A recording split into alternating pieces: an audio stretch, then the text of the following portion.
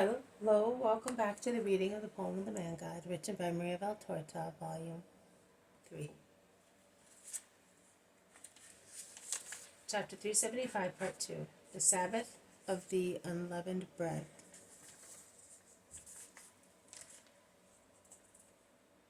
Peter speaks. But if they help those who can still be saved, it means that those who are helped are not yet saints, objects Peter. But they have a will, at least a passive will, to be saints. The saints of God help also in material needs, to make them pass from a passive to an active will. Do you understand me?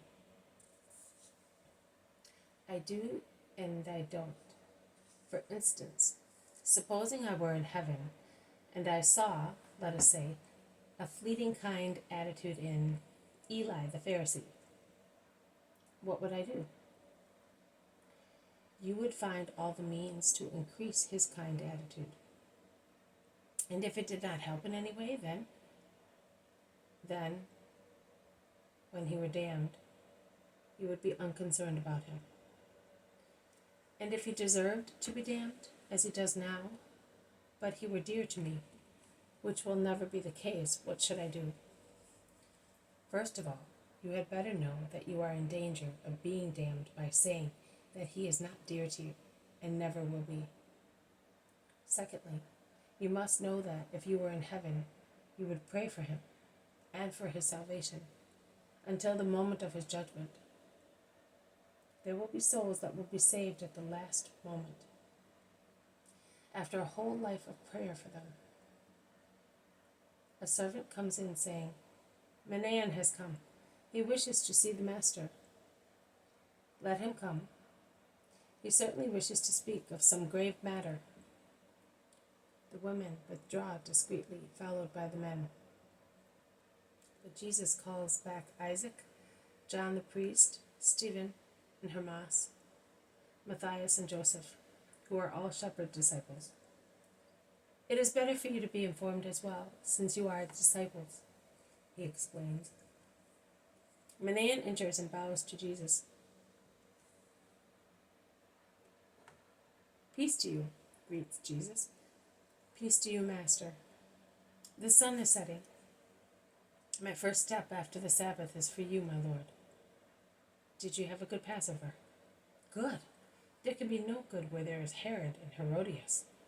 I hope it was the last time I ate the lamb with them. At the cost of my life, I will not stay any longer with them. I think you are making a mistake. You can serve the Master by remaining, objects the Iscariot. That is true, and that is what has kept me there so far. But how nauseating. Chusa could replace me. Bartholomew points out to him, Chusa is not Manaen. He wangles. He would never denounce his master. You are more sincere. That is true. And what you say is true. Chusa is a courtier. He is spellbound by royalty. Royalty. What am I saying? By the mud of royalty. But he thinks that he is a king by being with the king, and he is terrified of royal disfavor. The other evening he looked crestfallen, when he almost crept before Herod, who had sent for him after he had heard the complaints of Salome, whom you had chased away. Chusa was in dire difficulty. His desire to get out of trouble at all costs, even by accusing you, stating that you were wrong, was clearly visible on his face.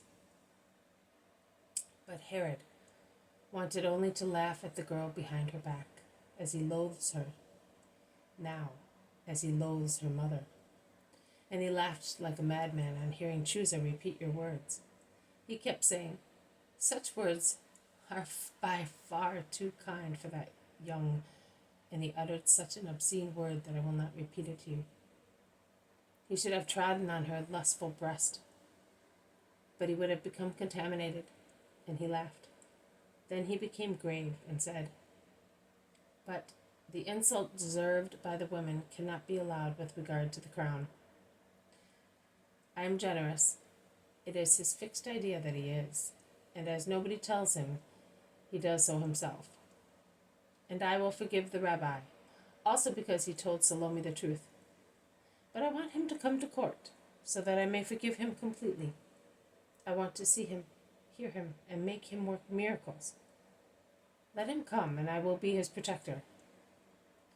That is what he said the other evening, and Chusa did not know what to say. He did not want to say no to the monarch, and he could not say yes, because you certainly cannot yield to Herod's whims. Today he said to me, "You are certainly going to see him. Tell him what I want." "I have told you, but I already know the answer. However, tell me so that I may refer to him." "No," a thundering no.